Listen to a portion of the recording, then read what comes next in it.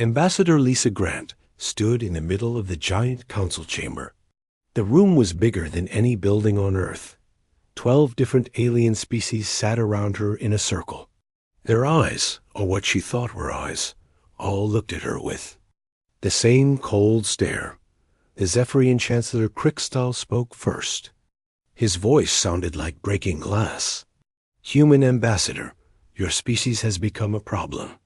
Lisa kept her face calm, but her heart was beating fast. She had been Earth's voice to the aliens for 3 years now. In all that time, she had never seen them this angry. What problem? She asked. Another alien, one from the collective, answered. It looked like a giant insect with too many arms. You grow too fast. You take too much space. You make too many new things. The other aliens nodded. Lisa saw fear in their actions. Humans scared them, and that was not good. Chancellor Krikstal stood up. His crystal body caught the light and threw rainbows across the room. We give you one choice. Follow our rules or face the results. He pressed a button on his chair.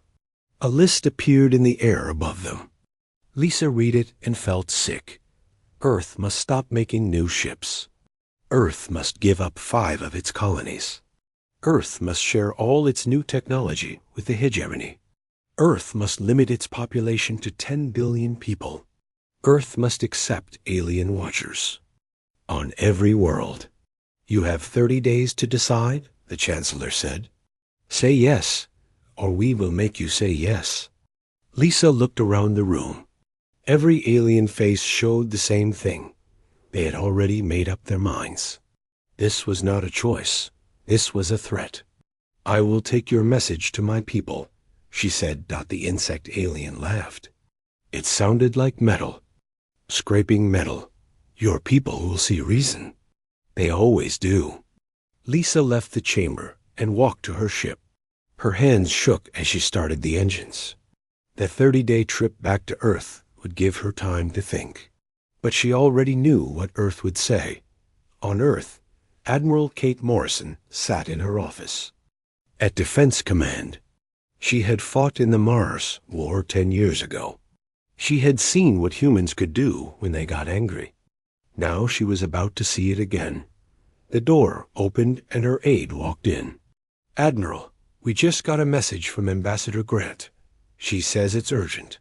Kate turned on the screen. Lisa's face appeared, looking tired and worried. Kate, we have a problem. The hegemony wants us to surrender. Kate listened to the whole message. With each word, her face got harder. When it ended, she stood up and walked to the window. Outside, she could see the city where 12 billion humans lived and worked and dreamed. Get me the Defense Council, she said. All of them. Now. 2 hours later, 12 people sat around a table in the most secret room on Earth. Kate played. Lisa's message again. When it ended, the room was quiet. Dr. Alex Turner spoke first. He was a thin man with wild hair and tired eyes. They're scared of us, he said. That's why they're doing this. Scared of what? Asked General Ryan Cooper. Our growth rate. Our technology. Our unpredictability. Alex pulled up a chart on the wall screen. Look at this. In 15 years, we went from 1 world to 57 colonies. We invented quantum computers that work better than theirs. We made ships that can travel faster than anything they have. So what? Said another council member. We're still just 1 species out of 12. Alex shook his head. That's not how they see it. They see a species that breaks all their rules. They've been in charge for 1,000 years. They like things slow and predictable. We're neither. Kate stood up. The question is simple. Do we bow down or do we fight? The room was quiet for a long moment. Then Dr. Turner spoke again. There's something else. Something I haven't told anyone yet. He pressed a button and new images appeared on the screen. Captain Jim Bradley found these ruins on a planet called Kepler 442b. They're old. Older than the hegemony. Older than any known civilization. The images showed broken buildings and strange symbols. We've been studying them for months. The few symbols we can read tell a story. A story about other species that challenge the galactic order. What happened to them? Kate asked. They vanished. All of them. The ruins call it the Great Silence. The room got even quieter. Kate looked around the table at the faces of Earth's leaders. She saw fear, but she also saw something else. Anger. I've made my decision, she said. We don't bow down. We don't surrender. We don't accept limits. The hegemony has thousands of ships, someone said. They could destroy us. Kate smiled. But it wasn't a happy smile. They could try. But they forget something important about humans. We don't have limits. We have potential. And when someone threatens us, we find new potential we didn't know we had. She walked to the communications console. Get me a channel to the Hegemony Council. All frequencies. I want every species in the galaxy to hear this. The screen lit up. Kate looked directly into the camera. This is Admiral Kate Morrison of Earth Defense Command. We have received your ultimatum. Here is our answer. She took a deep breath. You wanted to see our limits? You wanted to test how far you could push us? Very well. Here they arrive. You will learn what happens when you threaten humanity. You will learn what we become when we have no choice but to fight. The transmission ended. Kate turned back to the council. Contact all colonies. Tell them to prepare for war. Contact all ship captains. Tell them to come home. And contact Dr. Turner's research teams. Tell them to work faster. We're going to need every advantage we can get. As the council members left to carry out their orders, Kate stood alone in the room. She thought about the ancient ruins and the species that had vanished. She thought about the Great Silence and what it meant. But mostly, she thought about the look of fear in the aliens' eyes when Lisa described the ultimatum. They were scared of humanity now. In 30 days, they would. Learn that their fear was not enough, that the countdown to war had begun. The alien ships came like a dark cloud across the stars. 3,000 vessels from 12 different worlds, all heading toward Earth's solar system. Admiral Kate Morrison watched them approach on the big screen in Defense Command. How long? Until they reach us? She asked. 6 hours, Admiral, said her communications officer. They're moving in perfect formation. No mistakes. No hesitation. Kate nodded. The hegemony always did things the same way. They had been doing it for 1,000 years. That was about to become their weakness. Send word to all outer colonies. Execute Plan Exodus. I want every civilian ship loaded and heading for the deep space stations. The next few hours passed quickly. Kate watched as the evacuation ships left Earth's orbit. Millions of people were moving to hidden bases in the asteroid belt and beyond. The aliens would find empty cities, not helpless victims. General Ryan. Cooper walked into the command center. His face was grim. The Mars colony just went dark. They hit it first. Kate felt a pain in her chest. Mars had been humanity's first real colony. 2 million people lived there. Now it was gone. Any survivors? She asked. Unknown. But Colonel Nick Davis says his ghost ships are moving to investigate. The ghost ships were Ryan's idea. Small, fast vessels that looked like civilian transports. The aliens would ignore them, thinking they were just scared merchants running away. They were wrong. On the screen, the alien fleet reached Earth's outer defenses. Kate watched as her orbital stations fired everything they had. The alien ships barely slowed down. Their shields turned the human weapons into pretty lights. Phase 1 complete, said the Zephyrian commander's voice over the radio. All human military assets neutralized. beginning planetary isolation. Kate smiled. The aliens thought they had won already.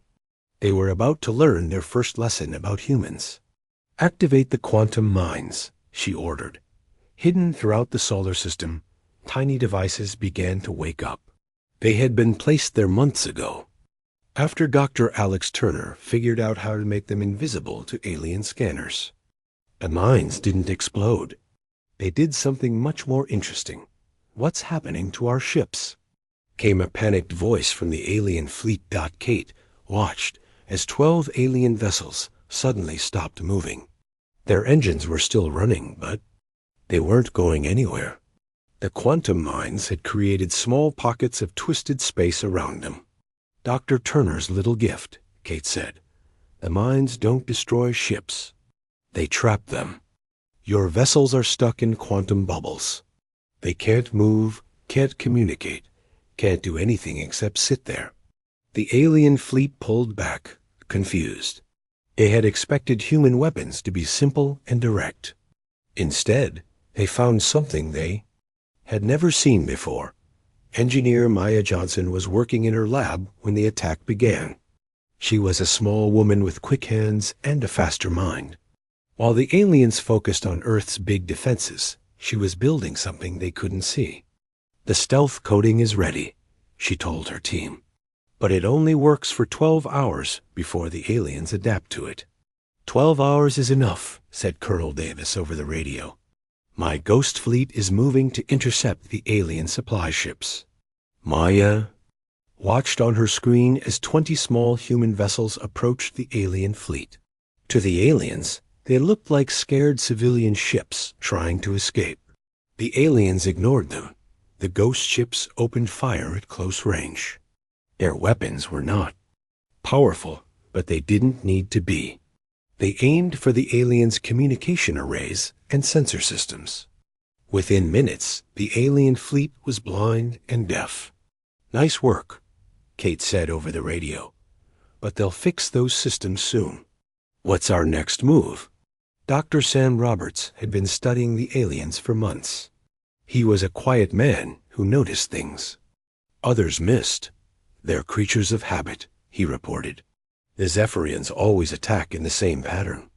The collective always keeps their ships in groups of 7. The other species follow their lead. So we know what they'll do next? Kate asked. Yes, they'll send repair ships to fix the damaged vessels. Then they'll establish a communications network. Then they'll begin the planet-wide scan for human military assets. Kate looked at the timing chart. How long do we have? 4 hours, maybe 5. That was enough time for the next phase. Kate opened a channel to all remaining human forces. This is Admiral Morrison. Begin Operation Endgame. All units, all civilians, all colonies. Everyone fights. Operation Endgame was not a battle plan. It was a way of life. Every human in the solar system became a soldier. Every civilian ship became a weapon. Every colony became a fortress. The plan was simple. The aliens expected humans to fight like they did, with big ships and organized fleets. Instead, humans would fight like humans. They would be everywhere and nowhere. They would adapt and change and never do the same thing twice. Maya Johnson's stealth ships hit the alien fleet 12 more times in the next 6 hours. Each time, they used different weapons and different tactics. The aliens couldn't predict what would happen next. On Europa, the ice miners used their boring equipment to dig tunnels under the alien landing sites. When the aliens came down to investigate, they found themselves trapped in a maze of ice caves filled with angry humans. The asteroid belt colonies became invisible. They turned off all their lights and power systems. To the aliens, they looked like dead rocks. But inside, humans were building new weapons and planning new attacks. Dr. Turner worked without sleep in his hidden laboratory. The ancient ruins had given him ideas for new technologies. He was building weapons that worked on principles the aliens had never seen. The phase disruptors are ready, he reported to Kate. "They can cut through alien shields like they're not there." "How many do we have?" 12, but each one only works once. After that, the aliens will know how to defend against them." Kate nodded. 12 shots to change the course of the war. She would make them count. The real test came when the aliens tried to take Mars. The colony had been evacuated, but Colonel Davis and his ghost fleet were waiting. They had turned the empty city into a trap. The alien landing force came down expecting to find a defeated human colony. Instead, they found buildings rigged with explosives and streets that led nowhere. The humans had turned their own city into a weapon. "Mars colony is gone," Davis reported. "But we took 40 alien ships with us, and we saved 90% of the colonists." Kate felt the pain again. Another human world lost. But the aliens had learned something important. Taking human territory was not the same as defeating humans. The siege continued for months. The aliens controlled the space around Earth, but they couldn't control the humans. Every day brought new attacks from unexpected directions. Every night brought new tactics they had never seen before. Maya, Johnson's engineering teams, created new weapons from salvaged alien technology. Dr. Roberts learned to predict alien movements with frightening accuracy. Dr. Turner's ancient technologies grew more powerful with each test. Most importantly, the humans learned to work together in ways that confused the aliens. The hegemony species had rigid hierarchies and predictable behaviors. Humans had chaos and creativity. The aliens had started the siege thinking they were punishing a rebellious species. Instead, they found themselves fighting a war unlike any in their history. The humans weren't just defending themselves. They were learning. They were adapting. They were becoming something new. Kate stood in her command center, looking at the star map. Red dots showed alien positions. Blue dots showed human forces. The red dots were bigger and stronger, but the blue dots were everywhere. "Status report," she said. "Alien fleet efficiency down 30%, reported Maya. "They're spreading their forces too thin, trying to cover all possible attack vectors." "Civilian evacuation, 95% complete," said Cooper. "The deep space colonies are fully operational. Ancient technology research progressing ahead of schedule," said Turner. "We're beginning to understand what the previous civilization was trying to tell us." Kate nodded. The siege was not going as the aliens had planned. They had expected to face a military force. Instead, they faced an entire species that refused to be conquered. "Send a message to the hegemony fleet," she ordered. "Tell them we're ready for the next phase." The war was just beginning. Dr. Emma Blake stared at the test results on her screen. After 18 months of war, something impossible was happening to the human race. The constant stress and danger had triggered changes in their DNA that no one had expected. "Show me the comparison again," she said to her assistant. The screen split in two. On the left was a DNA sample from before the war. On the right was the same person's DNA now. The difference was clear. New genetic sequences were active, sequences that had been sleeping for millions of years. "The reaction time improvements are consistent across all test subjects," her assistant reported. "Average improvement is 47%. Some subjects show even better results." Emma walked to the window of her hidden laboratory. Outside, she could see the asteroid belt where thousands of humans now lived in secret bases. They were not the same people who had lived on Earth 2 years ago. "Get me a direct line to Admiral Morrison," she said. Kate Morrison was in a meeting with her commanders when the call came. The war had changed her too. She was thinner now, harder, with eyes that saw danger everywhere. "What do you have for me, Doctor?" she asked. "Something that will change everything," Emma said. "The human race is evolving. Fast." Kate leaned forward. Explain. The war stress has activated dormant genetic sequences. Humans are becoming faster, stronger, smarter. But there's more. These sequences don't look natural. They look designed. Designed by who? Unknown. But whoever did it knew what they were doing. The changes are too perfect to be random. Kate thought about the ancient ruins that Dr. Turner was still studying. Could it be connected to the ruins on Kepler 442b? That's my theory. Someone prepared U.S. for this war a long time ago. In another part of the asteroid belt, Captain Tony Mitchell was training with his special unit. They called themselves the Evolved, humans who had undergone the greatest genetic changes. Tony could move faster than any human in history. He could process information at incredible speeds. Most importantly, he could predict what the aliens would do next. Remember, he told his team, the aliens think in patterns. They've been doing the same things for 1,000 years. We don't think in patterns, we think in possibilities. His team nodded. There were 50 of them now, all volunteers who had shown the strongest genetic changes. They were about to attempt something impossible, a direct assault on an alien command ship.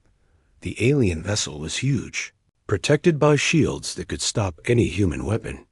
But Tony's team wasn't using weapons. They were using their minds. The collective ships have a weakness, explained Dr. Roberts over the radio. They're controlled by a hive mind. All their decisions come from one central intelligence. If we can confuse that intelligence, we can paralyze the entire ship, Tony. Finished, I understand. The evolved team approached the alien vessel in a small stealth ship. To the aliens, it looked like debris from a destroyed human transport. They ignored it. Tony and his team slipped aboard the alien ship through a damaged hull section. Inside, they found corridors filled with insect-like creatures, all moving in perfect synchronization. The hive mind controlled every action. There, whispered one of his team members, pointing to a large chamber filled with glowing pods. That's where the central intelligence lives. Tony nodded. The plan was simple but dangerous. They would enter the hive mind's dream state and introduce human concepts, chaos, creativity, individual thought, things that the hive mind couldn't understand. Link up, Tony ordered. His team connected their minds to the alien network. Immediately, they felt the crushing weight of the hive intelligence. It was vast, ancient, and completely alien. But it was also predictable. The hive mind thought in straight lines and logical patterns. It couldn't handle the random, creative thoughts that humans took for granted. Tony began to think about music. His teammate thought about art. Another thought about the feeling of wind on her face. Simple human experiences that made no logical sense to the hive mind. The alien ship began to shudder. Throughout the vessel, the insect creatures stopped moving. They stood in place, confused, as their hive mind tried to process thoughts it couldn't understand. It's working, Tony said. The hive mind is overloading. The team held their mental connection for 30 seconds. Then they broke free and ran for their ship. Behind them, the alien vessel drifted helplessly in space, its crew paralyzed by confusion. Mission accomplished, Tony reported to Kate. The collective ship is disabled. No casualties on our side.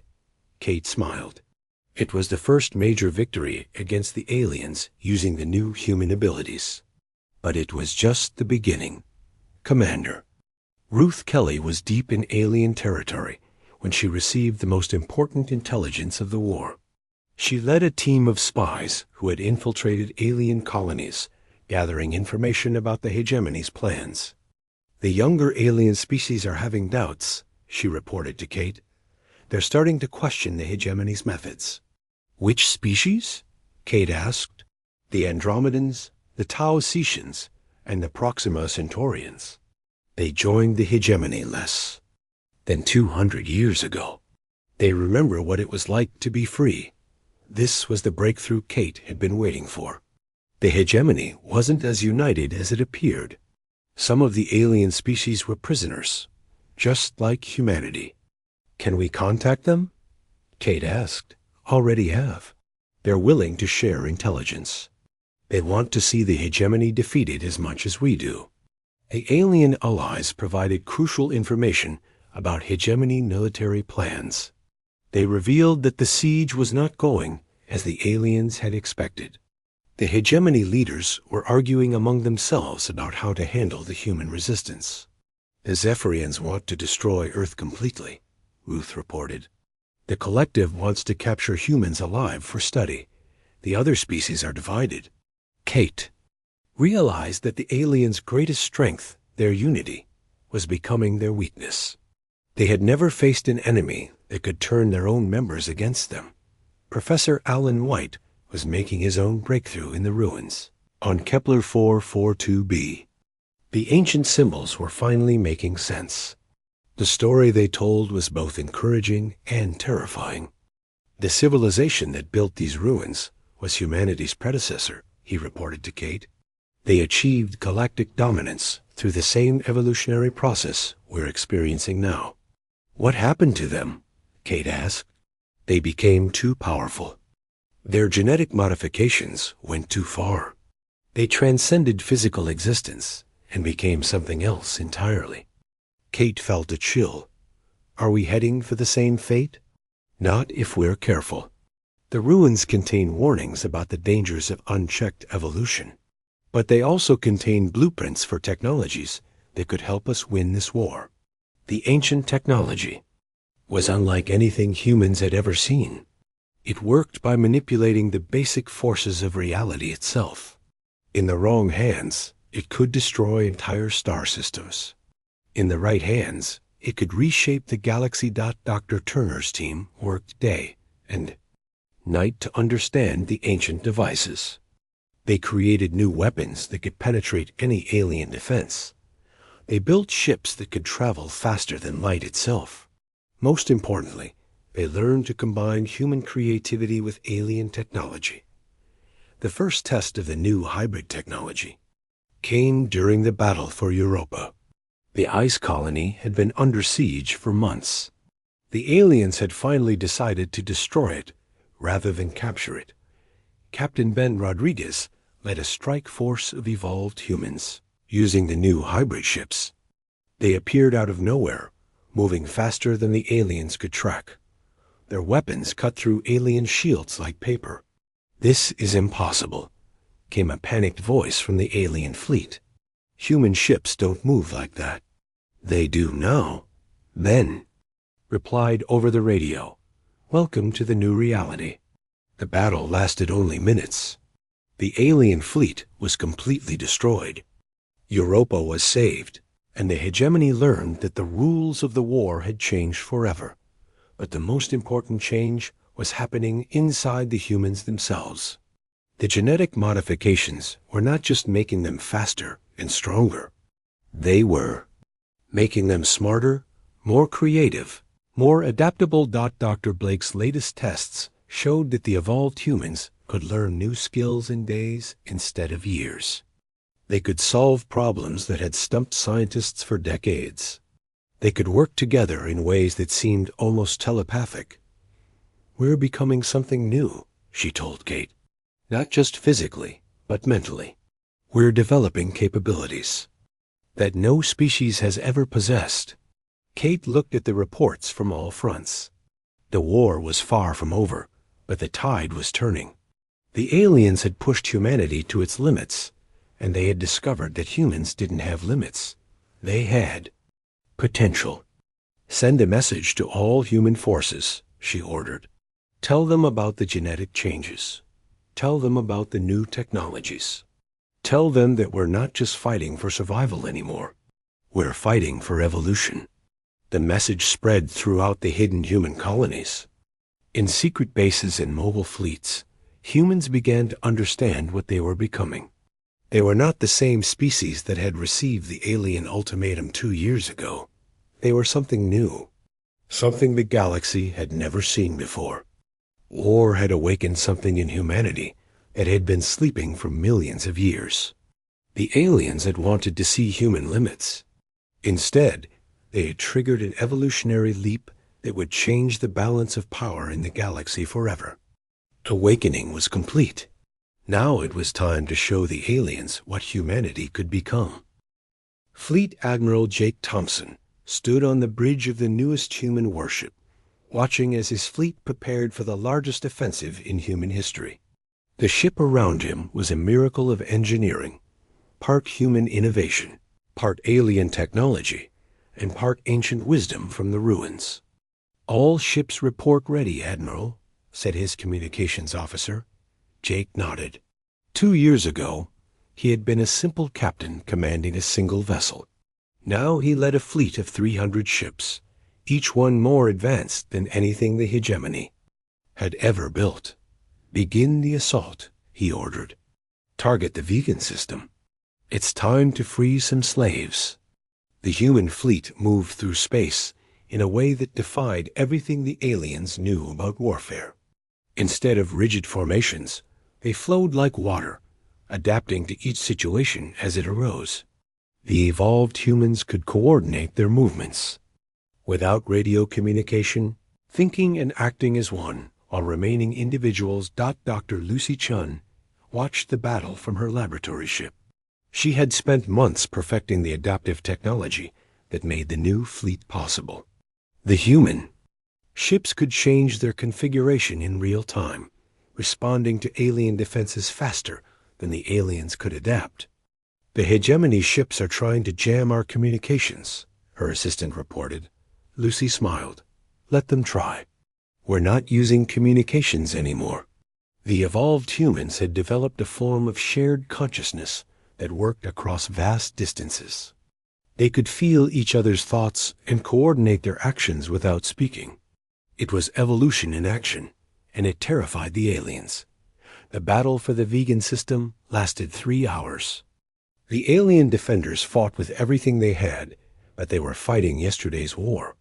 The human ships moved like living things, flowing around obstacles and striking from impossible angles. "Vegan defense fleet destroyed," reported Captain Ben Rodriguez from his strike ship. "We're moving to liberate the slave colonies." The vegan worlds had been under hegemony control for 500 years. The native species had been reduced to workers and servants, their culture nearly destroyed. But when the human ships arrived, everything changed. Ben's team of evolved humans landed on Vega Prime and immediately began freeing the enslaved aliens. But they didn't stop there. They shared their knowledge of liberation, teaching the vegans how to fight back against their oppressors. "We're not here to conquer you," Ben told the vegan leader. "We're here to give you the tools to free yourselves." The vegans had never encountered anything like evolved humans. These strange beings from Earth didn't want to rule or control. They wanted to teach and inspire. Within days, the entire vegan system was in open rebellion against the hegemony. Ambassador Susan Taylor was coordinating similar efforts across the galaxy.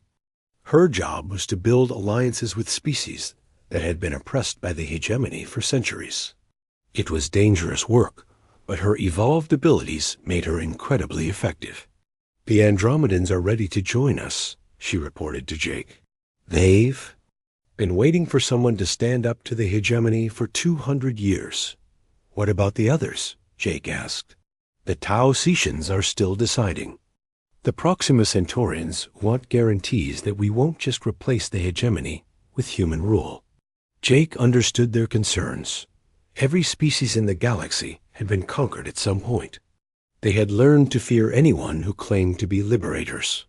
"Tell them we'll prove our intentions with actions," he said. "We'll free their worlds and then leave.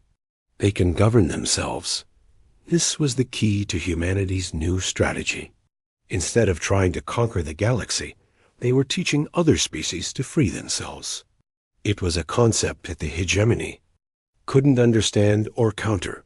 The turning point came with the assault on the hegemony's main shipyard, Rigel. The facility was the size of a small moon, heavily defended by the best alien technology. It had never been successfully attacked in its 1,000-year history. Jake's fleet approached the shipyard using a completely new tactic. Instead of attacking the defenses directly, they bypassed them entirely. The evolved humans have learned to manipulate space itself, creating temporary wormholes that allowed them to appear inside the shipyard's protective barriers. "This is impossible," came a panicked transmission from the alien defenders. "Human ships cannot teleport through our shields." "We're not teleporting," Jake replied calmly. "We're thinking in dimensions you don't understand." The battle inside the shipyard was unlike anything in galactic history. Human ships materialized in impossible locations, striking at the facility's critical systems while avoiding the heavy defenses. The aliens found themselves fighting an enemy that seemed to exist in several places at once. Dr. Chan's adaptive technology proved decisive. The human weapons changed their properties in real time, shifting from energy beams to matter, disruptors to gravity manipulators as the situation demanded. The aliens couldn't develop countermeasures fast enough. "Shipyard secured," reported Captain Rodriguez. "We've captured over 200 alien vessels intact, plus all the manufacturing equipment." Jake smiled. The captured shipyard would allow humans to build their own advanced fleet while denying the hegemony the ability to replace their losses. But more importantly, it sent a message to the galaxy. The hegemony was not invincible. The psychological impact was immediate. 3 more alien species declared independence from the hegemony. Rebel movements began on a dozen worlds. The rigid order that had controlled the galaxy for 1,000 years was cracking. But the real victory came when the liberated alien species began working together. The vegans shared their knowledge of biotechnology with the Andromedans. The Taosetians taught the Proxima Centaurians about advanced physics. For the first time in centuries, the galaxy was experiencing cooperative evolution. Dr. Emma Blake studied the changes from her research station. The evolved humans were not just improving themselves. They were catalyzing improvement in other species. Their presence seemed to trigger evolutionary leaps in any species that worked closely with them. "The genetic modifications are contagious," she reported to Jake. "Not in a biological sense, but in a social one. Other species are adapting to work with evolved humans, and that's making them evolve too." This was something the ancient ruins had warned about. The previous civilization had tried to evolve alone, becoming so advanced that they lost touch with other species. Humanity was taking a different path, evolving together with their allies. The hegemony's response was predictable but desperate. They launched a massive counterattack, throwing their remaining forces at the human fleet in a last attempt to regain control. The battle took place in the Centauri system, where the war had begun. Chancellor Krikstal himself led the alien fleet. His crystalline form glowed with rage as he watched the human ships dance around his forces like particles of light. "You cannot defeat us," he broadcast to Jake. "We have ruled the galaxy for 1,000 years. We know every trick of warfare." Jake's response was calm and confident. "You know every trick of yesterday's warfare. Today, we're writing new rules." The battle raged for 12 hours. The aliens threw everything they had at the humans: energy weapons, gravity bombs, dimensional mines, reality distorters. But the evolved humans adapted to each new threat, turning the aliens' own weapons against them. The decisive moment came when Captain Tony Mitchell's evolved units boarded the hegemony flagship. Instead of fighting the alien crew, they did something impossible. They convinced them to surrender. "We don't want to destroy you," Tony told the shocked alien commander. "We want to free you from the system that has held you back for centuries." The alien looked at Tony with confusion. "Free us? We are the rulers of the galaxy." "You're prisoners of your own rigid thinking," Tony replied. You've been doing the same things for so long that you've forgotten how to grow, how to change, how to become something better. The conversation was broadcast across the alien fleet. Many of the younger aliens had never heard such ideas before. The concept of growth and change was foreign to them, but also strangely appealing. Within hours, over half the alien fleet had surrendered, not because they were defeated, but because they were curious. They wanted to learn what the humans meant. By evolution and cooperation. Chancellor Quickstall was one of the few who refused to surrender. "I will not submit to primitives," he declared. "I will die first." "You don't have to die," Jake replied. "You just have to learn." The Chancellor's ship self-destructed rather than face the humiliation of surrender. With his death, the last organized. Resistance to the Liberation Alliance collapsed.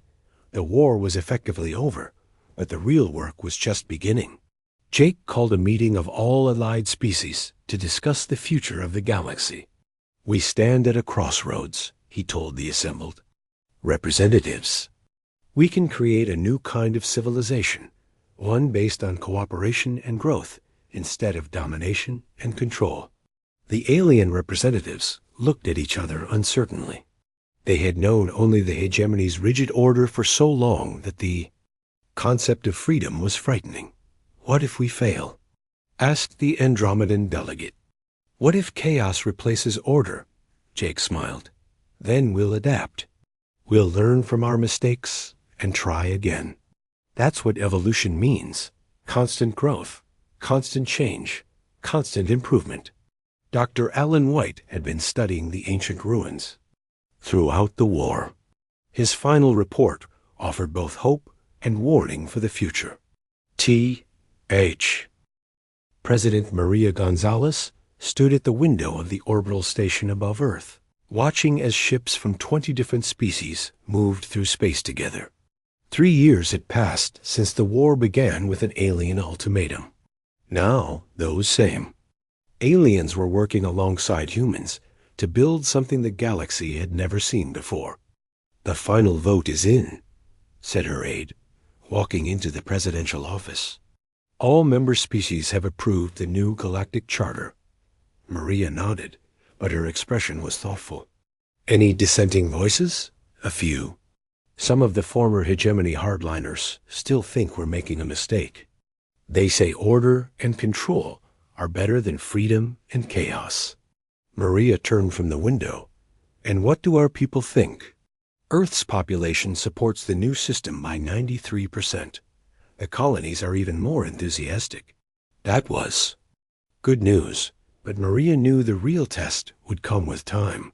It was easy to support cooperation when things were going well.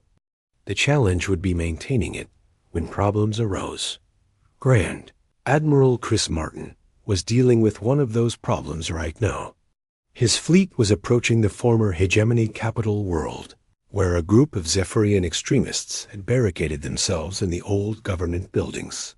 "They're demanding a return to the old ways," reported his intelligence officer. "They say the galaxy needs strong leadership, not democratic chaos." Chris studied the tactical display. The extremists had powerful weapons and strong defenses. A direct assault would be costly and might damage the ancient buildings that held thousands of years of galactic history. "Open a communication channel," he ordered. The main screen showed a group of crystalline beings, their forms glowing with defiant energy. Their leader, a Zephyrian general named Vextar, spoke with the same cold authority that had once terrified. "The galaxy. You cannot maintain this illusion forever, Admiral," Vextar said. "Species need order. They need direction. Without the hegemony, the galaxy will tear itself apart." Chris had evolved too during the war. His enhanced abilities allowed him to see patterns and possibilities that normal humans couldn't perceive. He could tell that Vextar was afraid, not angry. "You're scared," Chris said simply. "You're afraid that freedom means chaos because you've never experienced real freedom before." Vextar's crystalline form flickered. "I am not afraid of primitives." "You're not afraid of us," Chris replied. "You're afraid of what you might become if you allow yourself to change." The conversation continued for hours. Chris didn't threaten or demand. Instead, he talked about the changes he had seen across the galaxy. Former slave species were building their own civilizations. Old enemies were working together on joint projects. Technologies that had been suppressed for centuries were finally being developed. "I don't understand," Vextar finally admitted. "How can so many different species work together without someone in charge?" "They are in charge," Chris explained. "All of them. Together. That's what cooperation means." By the end of the day, the extremists had agreed to lay down their weapons. Not because they were defeated, but because they were curious. They wanted to see if this new way of governing could really work. Dr. Peter Kim was working on an even more ambitious project. His research station orbited a neutron star at the edge of the galaxy, where he was conducting experiments that would have been impossible under the old regime.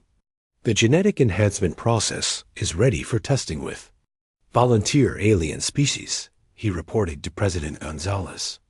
"We can safely adapt the evolutionary triggers that were activated in humans." Maria felt a chill of responsibility. The power to enhance other species was incredible, but also dangerous. "What safeguards do we have?" "Multiple levels of protection," Peter assured her. "The enhancements are voluntary, reversible, and limited. No species will be forced to change, and no changes will be permanent until they've been tested extensively." The first volunteers were a group of Andromedan scientists who wanted to work more effectively with evolved humans. The enhancement process took 3 days and resulted in improved cognitive abilities and enhanced creativity. "It's remarkable," reported the lead Andromedan scientist.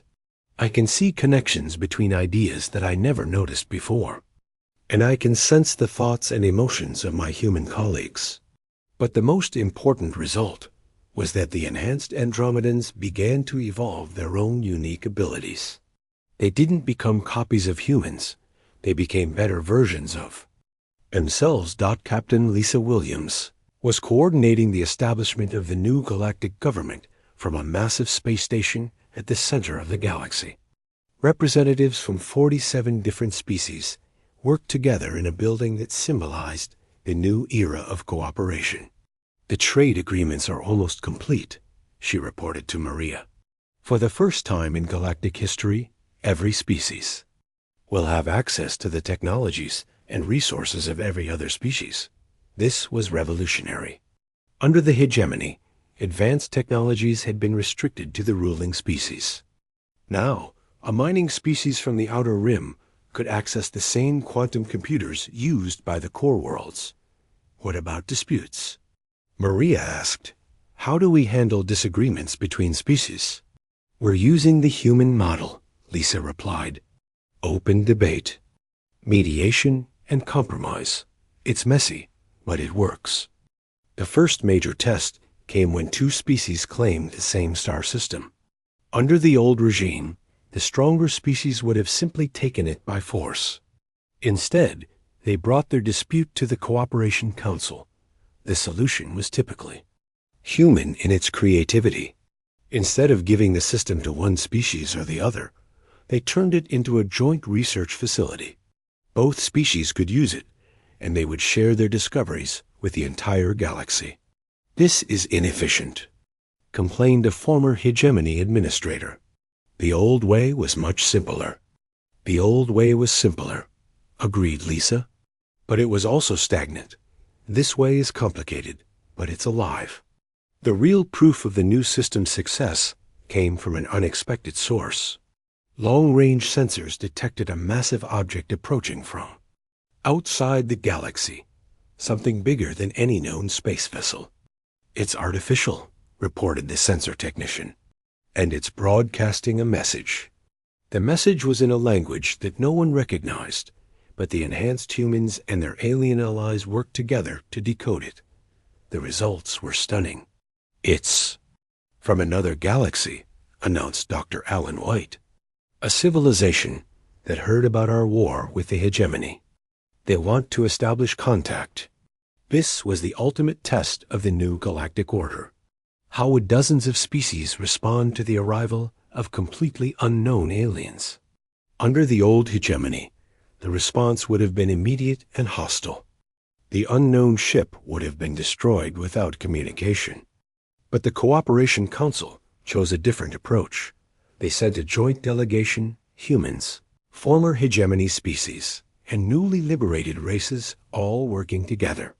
The message they carried was simple. Welcome to our galaxy. We come in peace and hope for friendship. The contact with the extragalactic civilization opened up possibilities that no one had imagined. The newcomers brought technologies and ideas that were completely different from anything in the local galaxy. They also brought stories of other civilizations that had chosen cooperation over conquest. We have been watching your species for some time, the alien ambassador told the assembled council. Your transformation from warring factions to cooperating partners is remarkable. It gives us hope for our own galaxy. President Gonzalez felt a sense of pride and responsibility. Humanity had not only survived the alien ultimatum, they had shown the entire universe a new way of living. What's our next challenge? She asked her advisors. Exploration, said Admiral Martin. There are whole galaxies out there that we haven't even contacted yet. Education, said Dr. Kim. We need to help every species reach its full potential. Innovation, said Dr. Chun. We're just beginning to understand what we can achieve when we work together. Maria looked out at the stars and smiled. 5 years ago, the galaxy had been controlled by fear and rigid order. Now it was open to infinite possibilities. The message humanity had sent to the galactic powers had been simple. You wanted to see our limits? Here they arrive. But the real message was deeper than that. Humans didn't have limits. They had potential. And when that potential was shared freely with others, it became unlimited. The epilogue of humanity's story was written 10 years later. The galaxy was barely recognizable. Former enemies worked side by side on projects that spanned multiple star systems. Technologies that had been impossible under the old regime were now commonplace. Most importantly, every species was free to grow, to change, to become whatever they could imagine. Captain Ben Rodriguez, now an admiral, stood on the bridge of an exploration vessel heading toward the Andromeda Galaxy. His crew included members of 12 different species, all working together to push the boundaries of known space. Sensors are picking up artificial structures in the target system, reported his science officer. I enhanced Tao Sishin. They look like the ruins we found in our own galaxy. Ben smiled. Then we'd better be ready for anything. If there's one thing this war taught us, it's that the universe is full of surprises. The ship moved toward the unknown structures, carrying with it the hopes and dreams of an entire galactic civilization. The crew was ready for whatever they might find, because they had learned the most.